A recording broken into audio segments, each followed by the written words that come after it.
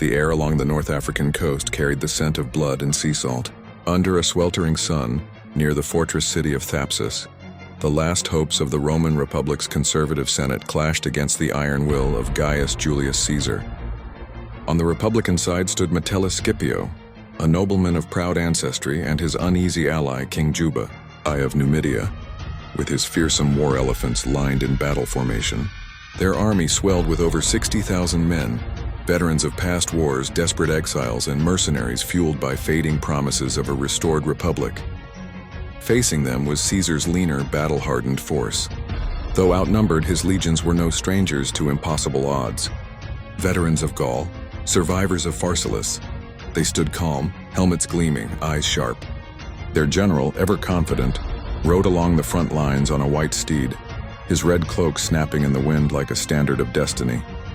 "Today," Caesar declared, "we do not fight for Rome alone. We fight for the future of Rome." The battle began with a blare of horns and the thunder of elephant feet. Numidia's monstrous beasts charged first, seeking to trample Caesar's front lines.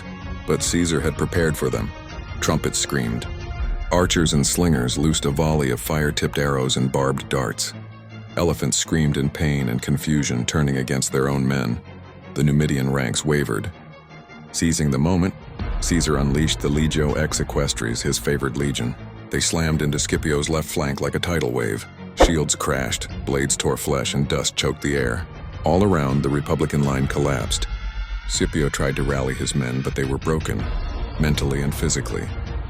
Some fled toward the sea, others toward Thapsus's gates. Juba abandoned the battlefield, his kingdom already crumbling behind him.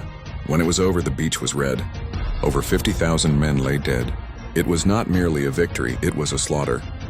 Caesar's soldiers, perhaps maddened by the years of civil war and the ferocity of the enemy, spared few. Caesar, walking among the dead, was quiet. "This was not my intent," he murmured.